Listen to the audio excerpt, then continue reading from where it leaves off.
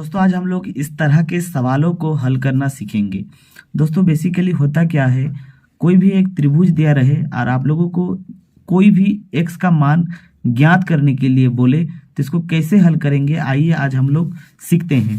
दोस्तों सबसे पहले आप लोग को सीखना होगा त्रिभुज के प्रकार। दोस्तों त्रिभुज जो होता है वो दो प्रकार के होते हैं।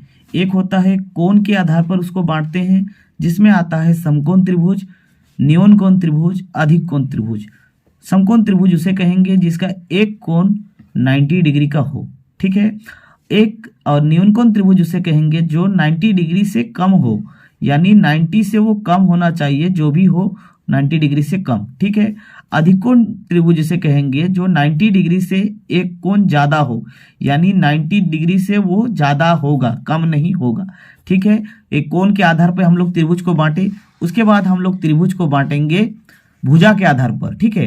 ये त्रिभुज को बांटेंगे भुजा के आधार पर। उसमें पहला होता है समबाहु त्रिभुज, दूसरा है विषमबाहु त्रिभुज, तीसरा है समद्विबाहु त्रिभुज। आप दोस्तों समझिए कि समबाहु त्रिभुज किसे कहते हैं।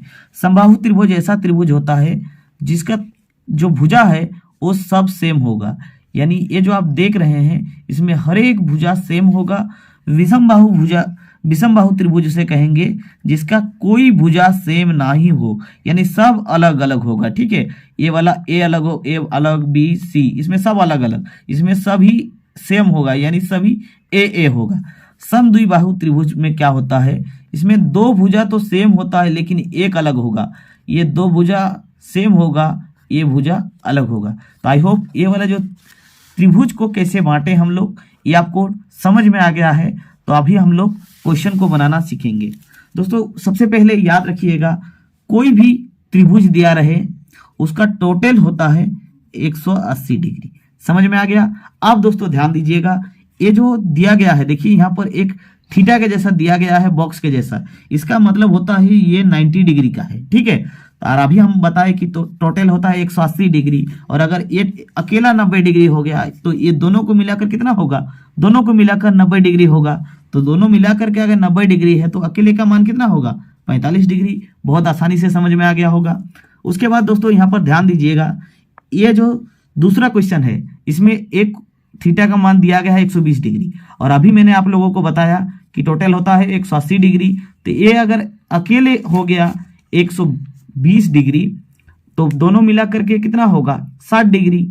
अब दोनों देखिए सेम टू सेम लग रहा है, तो दोनों में एक्स एक्स ही है, क्योंकि एक्स वाई होता तो अलग अलग निकलता, ठीक है। लेकिन दोनों एक्स एक्स है तो दो एक्स को मिला करके हम लोग का 60 डिग्री बन रहा है, तो अकेले का मान कितना होगा, 30 डिग्री। समझ में आ गया।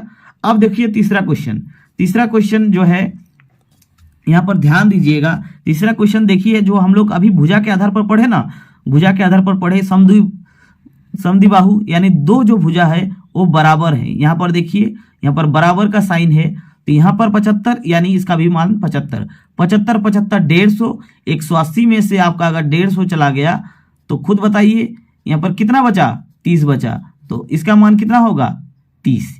और अगर इसका मान पूछिए तो कितना होगा, 75। समझ में आ गया।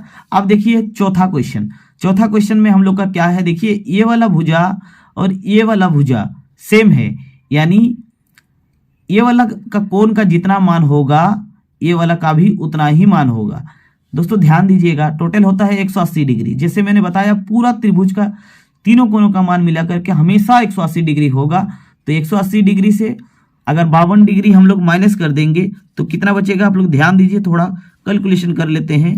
तो 128 डिग्री होगा, ठीक है। अब 128 डिग्री दोनों में आपस में बांट देंगे तो कितना करके हो जाएगा, 64 डिग्री करके। तो इसका आंसर हो जाएगा आपका 64 डिग्री, ठीक है। समझ में आ गया। अब दोस्तों आगे चलते हैं हम लोग आगे, और अगर x का मान पूछे तो x का मान भी याद रख सकते हैं। नेक्स्ट क्वेश्चन है पांचवा नंबर में यहाँ पर दिया गया है समद्विबाहु त्रिभुज दिया गया है, ठीक है। समद्विबाहु त्रिभुज का मतलब होगा ये वाला कोण जितना, ये वाला भी कोण उतना। तो नीचे का देखिए एक्स एक्स दिया गया है, यानी ये एंगल जितना होगा ये भी एंगल उतना होगा। अब टोटल होगा 180 डिग्री, 180 डिग्री में 80 चला गया तो दोनों मिला करके होगा 100 डिग्री। अब दोनों अगर सेम टू सेम है तो यानी 2x बराबर 100 डिग्री 1x बराबर 50 डिग्री। x का मान कितना हो गया 50 डिग्री। समझ में आ गया। अब दोस्तों यहाँ पर ध्यान दीजिए, यहाँ पर भी दोनों देखिए बराबर दिया गया है, यानी समद्विबाहु। ये वाला कोण का मान जितना होगा ये भी कोण का मान इतना होगा। टोटल 180 डिग्री में 100 डिग्री एक दूसरा निकल गया तो बचा कितना 80 डिग्री। अब 80 डिग्री को यहाँ पर और यहाँ पर भाग कर देना है, यानी आधा आधा कर देना है, तो 40 डिग्री करके हो गया। ठीक है। अब दोस्तों ये वाला क्वेश्चन को देखिए, ये वाला क्वेश्चन मतलब सातवां क्वेश्चन में है ये एक 90 डिग्री का साइन है, यानी टोटल 90 डिग्री। समझ में आ गया। अब दोस्तों यहाँ पर मैं आपको एक चीज बताना चाहता हूँ, ऐसे एंगल रहेगा और अगर इसका बाहर में कोई चीज का मान दिया रहेगा तो दोनों को मिला करके 180 डिग्री होता है।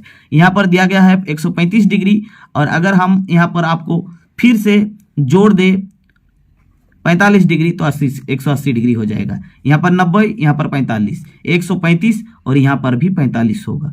आई होप समझ में आ गया। क्या बोले, अगर कोई एक लाइन है, इसके बाहर कोई डिग्री दिया गया है तो अंदर वाला डिग्री को मिलाकर के 180 डिग्री होता है।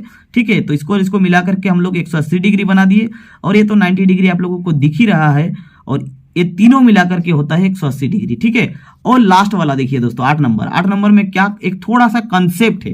कंसेप्ट क्या है, ये सम्मुख कोण है। सम्मुख कोण का मतलब क्या होता है, ऐसे ही अगर सेम टू सेम सम्मुख होता है कोई भी कोण तो इधर वाला जो कोण का मान है इधर वाला भी वैसे ही होगा। तो यहाँ पर 80 डिग्री है तो ये 80 डिग्री होगा। कैसे, सम्मुख कोण की वजह से। ठीक है, ये 80 तो ये भी 80।